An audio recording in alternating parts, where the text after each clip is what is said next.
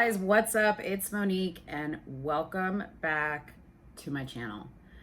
All right guys, as promised, I did a video on the fatal shooting of Jeremy Southern, the young 22-year-old black male who was shot by police in Sacramento, California. If you need to get a refresher on what that video was, I will post a link in the description box, but we have a ton to cover about this case. There has been an update in the case, which includes a full release of the police video cam footage. I am going to link I'm going to link in the description box a link to that video. It's quite a long video only because it shows different camera perspectives. Some are from eyewitnesses, some are from the police officers involved, but I want you guys to have a full detail of what occurred in that situation from all angles. In this particular video, I'm going to be showing you guys a few different clips in the sequence that they happen. And it's about 6 clips, I believe, that I have here. I'm going to show them in the sequence that they happen, and we're going to stop in between to kind of discuss so that you guys know, kind of what's going on in the situation. Now, before I start with that, I'm going to do a quick description of the case as a whole, which kind of explains why the police were there to begin with, why they were looking in particular at Mr. Southern. So let me just read that really quick and then we will get started. Okay, so as you know, this case or this incident happened on July 21st at approximately 2:15 p.m. So what I'm going to do is take you back a few days before that point to give you some perspective on leading up to the 21st. So per the police report, on July 15th at approximately 9:21 p.m., Sacramento PD patrol officers responded to the 2900 block of Ramona Avenue for a report of a male subject shooting a firearm in the air. Officers were able to locate spent bullet casings and confirmed that a shooting had taken place. There were no reported injuries from the shooting. Officers then began an investigation into the incident and identified the suspect as 22-year-old Jeremy Southern. They also observed that Southern had a distinct neck tattoo. So, as I mentioned in my previous video, I had said that the police were at the apartment complex the day of the shooting because they were investigating another incident. And the whole reason why they stopped Mr. Southern was because he had a neck tattoo, which was an identifying factor of the suspect that they had linked to the other case. So up until this point, what I had in my last video is pretty accurate. Okay, so on the day of the shooting, here's what we have on the day of the shooting. On Tuesday, July 21st at approximately 2:15 p.m., officers responded back to the same complex to collect surveillance footage from the incident. So they were there to collect surveillance footage from the apartment complex. Officers also confirmed via record checks that Jeremy Southern, was a parolee at large and had an active warrant. Okay, so that's very, very important to kind of keep a mental note of, that he was a parolee at large and had an active warrant. One officer on site was in plain clothes and the other officer was wearing a marked police vest. While officers were on scene, they observed Southern walking through the apartment complex courtyard with a female.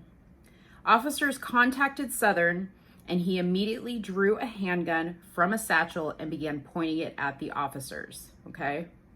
So I'm not gonna read any further because it goes into what you're going to see on the body cam footage, but where this footage is going to pick up that we're going to put in here is basically from the point that they stop Mr. Southern, tell him, they identify themselves as police, and he then pulls his weapon on the police. Okay, so what we're going to do is I'm going to show, like I said, a total of 6 clips. We're going to show a clip and then stop in between to discuss what we see here so I can kind of explain as we go. And then at the end, I'm going to do kind of a synopsis about my thoughts about the incident as a whole. All right, so here we go. Let's roll the first clip. Back up! Back up! Back up! Put your hands up! Gang 5-6, he has a gun. Put your hands up! Put your hands up, Jeremy! Gang Sacramento 5-6, he Police just Department! loaded his gun. Put your hands up, Jeremy! Jeremy, put your hands up! Drop the gun! Move! Move! Get out of the way! Move! Get out of the way! Jeremy, drop the gun! Drop the gun! Jeremy, Gang drop the 5-6, gun! this unit's code. Get out of the way! Move! Move! Jeremy, drop the gun! Okay, so the very first clip that you see is a plainclothes police officer heading down kind of like a corridor towards a open courtyard. And where the video starts is you hear the officer say, "Jeremy, freeze, police."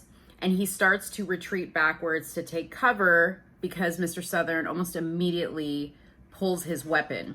Now, you also hear the female that is with Mr. Southern. I did not see any clarification on what her role is, if she's a girlfriend, if she's just a friend, if she lives there. That I have not seen any like confirmed reports enough to say in this video. But I just want to point out, you hear her screaming throughout the video clips because she is actually walking out of the building with Mr. Southern. Okay, so let's roll to the next clip.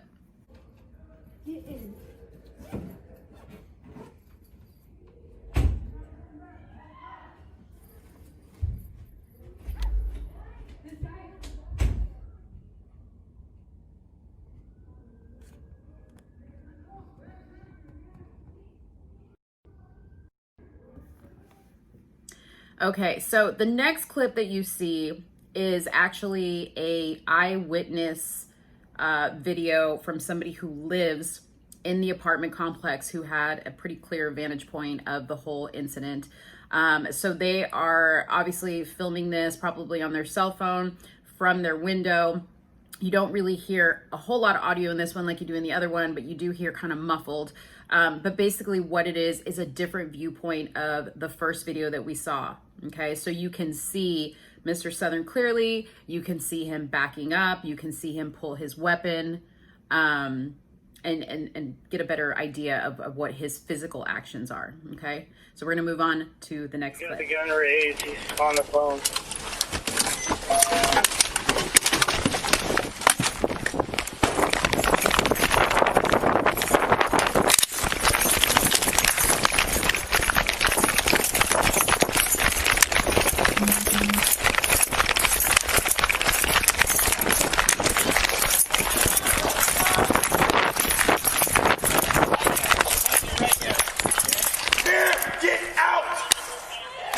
Here, hey, I'm gonna let you take. He's pointing it, okay? I'm up on right. Go on that side. There's that body cam on. Hey, I'm gonna take the shot.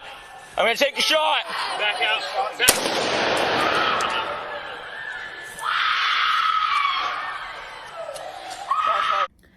Okay, so the third clip that we just saw is a perspective from the body cam footage of the officer that is called on to the site to assist in the situation. He is also the officer that fires the first shot at Mr. Southern.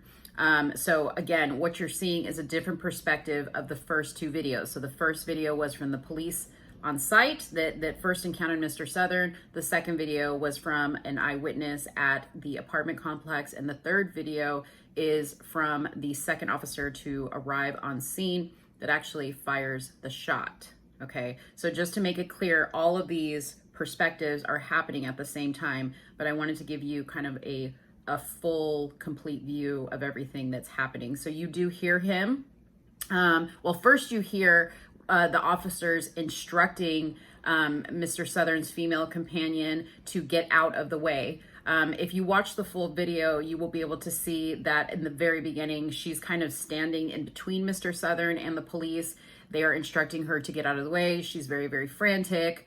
And when this second officer arrives on scene, obviously, you know, it's getting heated.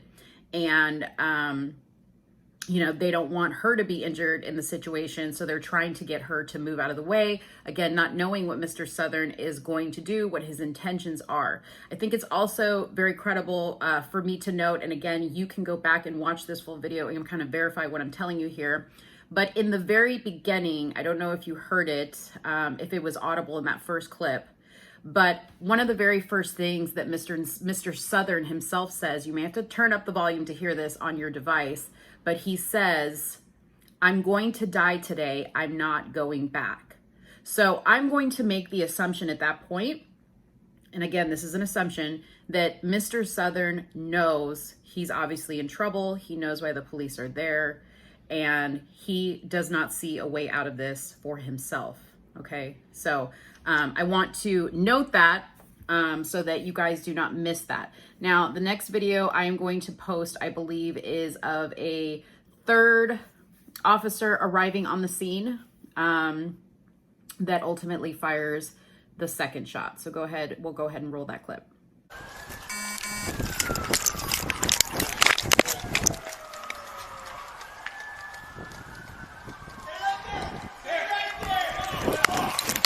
Get back!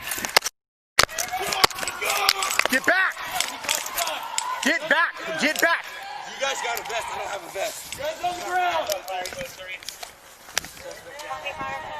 Get a shield! Get a shield! We need a shield! We don't... One of you guys grab a shield. We don't have a... Get on your stomach! Hey, let's give updates. Let's give one person updates. Okay, hey, get on your stomach. Okay, so in that viewpoint, you see the third officer arrive to provide assistance to the scene.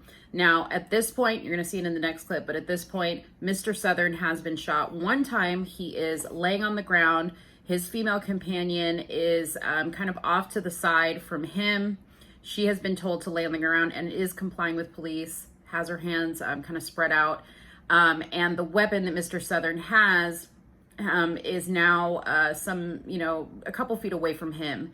But Mr. Southern still is moving and still is attempting to move towards the weapon. So that's why you hear the police continue to warn him to stay put. You also hear you hear his female companion telling him, please just stay down, don't get up. But Mr. Southern is not listening to the police. He's also not listening to his female companion as well. Okay, so we are going to roll one more clip and I will come back and talk. Hey, hands straight out, dude.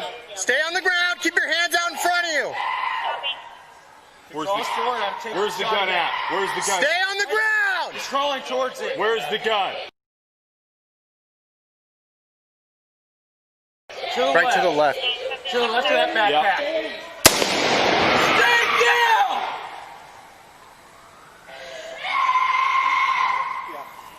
This video. Okay, so I may actually have one more video, but what I wanted to point out here is you hear the second shot being fired after they've told him multiple times, stand down, stand down, stand down, and he's not complying with those instructions. So he is shot once again from the same distance that the first officer shoots him. So you hear another shot, get discharged. Okay, so the final video I have is during the same exact time, but back again at the eyewitness that is filming from their apartment, so that you can see from a closer standpoint what is going on.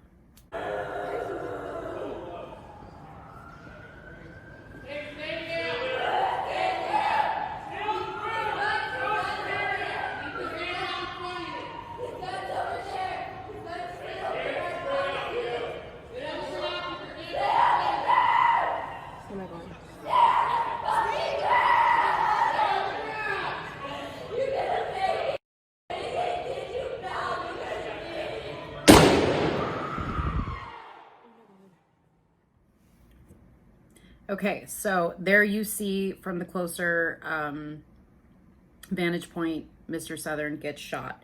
He does not die immediately. I am not going to show any more clips from this point on. You can go and watch the full video. but it takes a little bit for officers to begin to move forward because they have to assemble a shield. Basically, when the officers kind of form a shield with their actual shields to move forward. Okay. At that point, they move forward, they detain the female suspect, and they go to render aid to Mr. Southern, get until the EMTs basically get there. So they move forward to render aid. All right, so let's discuss this. First of all, I want to really want to acknowledge, that these police departments have such a dangerous job to do. The great thing about being able to see these police cam videos is you really get a better sense of what it's like to be in the moment, especially with this particular one that is really just completely, full with different angles and different viewpoints. You have the audio, you really get a sense for, the unknowns in this situation for what officers face. Especially when you're not close to the suspect, when you don't know, if they have one weapon or two weapons, or if the person that they're with has a weapon, or just the physical location that they're in, where you have no idea if he has, people that are inside that building that are going to shoot at police, or off to the side that the police cannot see. There's a lot of unknowns there. And the reason why I point that out is because when people want to judge the decisions that are made of these officers, you have to understand those variables that are involved. I don't think anybody can really truly put themselves in the position of the officers 100%, okay? Because being in the moment at the time is much different than watching it on a video where you can kind of rewind or forward or take a closer look at things or slow things down or pause. When you're in the moment, there is no pause button. You know what you know, and that's all you know. Okay. So I know that a lot of people, I think the main point of contention in this particular situation is going to be that second shot. Okay. Now, I'll give you my opinion, okay? And again, I want to point out, this is not the viewpoint that the officers had, okay? They had a viewpoint, from I don't know how many yards away, but from the viewpoint where you see the person that lives in the apartment complex filming kind of like the closer image that you see of Mr. Southern after the first shot, and he's laying on the ground and his gun is off to, I believe, the left of him. From that viewpoint, the gun doesn't look like it's very, very close. Mr. Southern doesn't look like he's moving very fast towards the weapon. But, so from that viewpoint, I guess I would say, was the police really in danger of anything? What was the decision-making process as far as deciding to make the second shot? I would really be interested in somebody who is a police officer to comment on that particular question that I have, because I'm just asking as an everyday regular citizen who really doesn't know, how officers think in that situation. Now, again, if I look at it, from the outside of that question, I can see how the officers don't know. They don't know if the female is going to get up and run and get the gun and protect, if that's her boyfriend or her friend. They don't know if maybe a retaliation shot is going to come out of somewhere. Maybe he's got friends in the building, that are going to rush the police. There's a lot of unknowns, but I do know that, you hear the police several times giving him warning, even prior to the first shot, telling him, it doesn't have to be this way, please just put the gun down, pleading with him over and over and over and over. And then the girl that he's with, same thing, pleading over and over and over and over. So, this really is a very, very sad situation. If you watch the complete video, when they take, it's like an up close view of the officer's body cam when they actually take both of the suspects into custody, you hear the girlfriend, I keep wanting to assume she's the girlfriend, but I'll say his female companion. You hear her plead with police, Please make sure he stays alive. He's a good man. He's a good man. He's a good man. And when I hear her voice saying that, I believe her. You know, I can hear it in her voice that she is traumatized with this situation. But at the same time, I have to ask myself, you know, would a good man come to an apartment complex and shoot a gun up in the air? This is the incident that happened prior to his death. Shoot a gun up in the air for no reason. You know, would a good man, knowing that he's in trouble with the police, knowing that he has a warrant out for his arrest, you know, come pick up a friend, take her wherever they were going, maybe they're going to lunch, you know, walk outside with her, put her in that situation, you know, and you know, to think beyond that, it's like I was talking with my daughter about it. I said, if you ever stood there and defended somebody like that and put yourself in harm's way with somebody who, you know, was in trouble with the police, I would have a problem with that. Now, I don't know that she knew he was in trouble with police.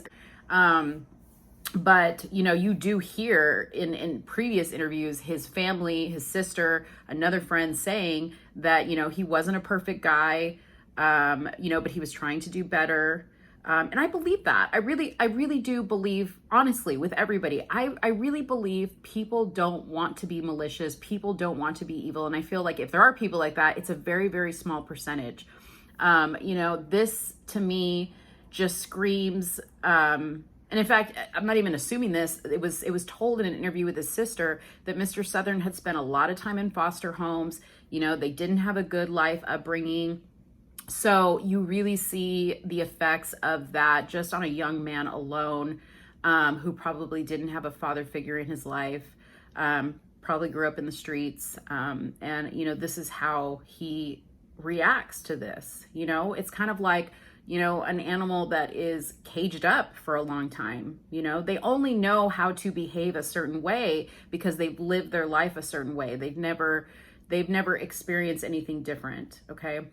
And then you look at the female that he was with and you think to yourself, man, if this is her image of what a good man is, does she have a role model in her life to really show her what a good man is? You know, I'm making an assumption based on what I heard, but in the video towards the end where they're up close with her, she is saying something about a baby. Okay. I don't know if she's calling him baby or she's saying something about, you know, their baby. As far as I know, Mr. Southern did not have any kids. Maybe she's pregnant. I don't know. I mean, I'm making all kinds of assumptions. If that's the case, this is very, very sad.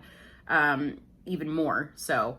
But that's pretty much what happened.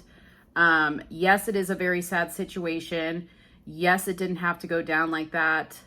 Again, you know, looking back in retrospect, how much time are you really going to do for just shooting a weapon in the air and not hurting anybody? I mean, clearly he was going to go to jail because he was out on a violation of his parole. But to me, in my mind, that's much better than being 6 feet under in the ground because you chose to make a poor decision and pull a weapon on an officer. So it really just, you know, lends to the fact that one decision can change the course of your entire life. Very, very sad overall, but I want to know what you guys think. Please hit up the comment section. Give me your thoughts. Watch the full video. Look at it with an objective eye. It was very emotional to watch, though, for sure. It was very, very emotional to watch. And my prayers go out to his family as well.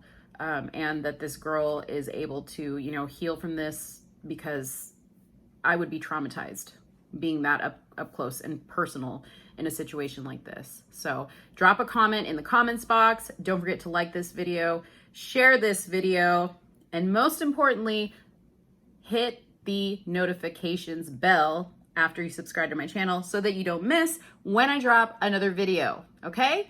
Thank you guys so much for watching, and I will talk to you again later. Bye-bye.